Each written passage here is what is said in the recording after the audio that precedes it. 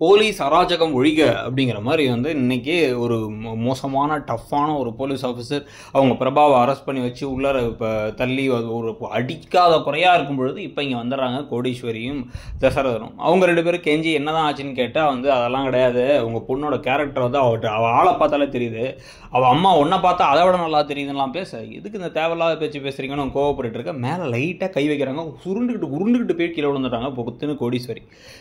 ஏன் இந்த ஓவர் ஆக்டிங்க, அவங்க கை வச்சதே நமக்கு தெரியும், நீங்கள் அதை திருப்பி போட்டு பார்த்தீங்கன்னா தெரியும். ஆனாலும் வந்து விழுந்துட்டு இப்போ என்ன சொல்கிறாங்க அப்படின்னா, என் பிள்ளை எப்படி வந்து இப்படி பண்ணிருக்கீங்கன்னு அவங்க வந்து பொங்கி எழ உடனே வந்து சுற்றி இருக்கவங்களாம் அதை வீடியோ எடுக்க ஆரம்பிச்ச உடனே எல்லாத்தையும் அடிச்சு துரத்திட்டு அதெல்லாம் இல்லை, இங்கேருந்து நீ இப்போ கிளம்பல அப்படின்னா அவ்வளோதான், அவங்க பொண்ணு மானத்தோட வரமாட்டான்னு லத்திய ஓங்க அப்போ டக்குன்னு பார்த்தா நிறுத்துங்க அப்படின்னு இந்த பக்கம் மகாவும் ஐஸ்வர்யாவும் வந்துட்டாங்க.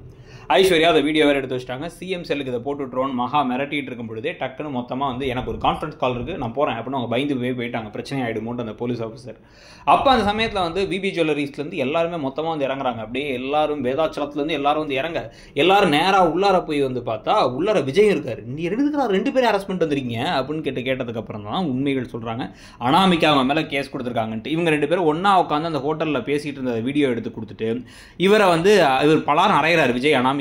அந்த வீடியோவையும் காமிக்கிறாங்க. எப்படா நீ அரைஞ்ச அப்படின்னு கேட்டால் வேணும்னே அழகிய பற்றி தப்பாக பேசினா நான் கோபத்தை அரைஞ்சிட்டேன், பார்த்தா பிளான் பண்ணி இதை பண்ணியிருக்கா அப்படின்ட்டாங்க. ஸோ அந்த கேஸ் இருக்க வரைக்கும் எங்களால் வெளில விட முடியாதுங்கிறாங்க. ஆனால் இவங்க மொத்தமாக குடும்பத்துலேருந்து எல்லாரும் வந்திருக்காங்க, லாயரே எல்லாம் வந்திருக்காங்க. என்ன தாண்டா குடும்பம், இந்த லூஸ் குடும்பம்னு தோணுது நமக்கு.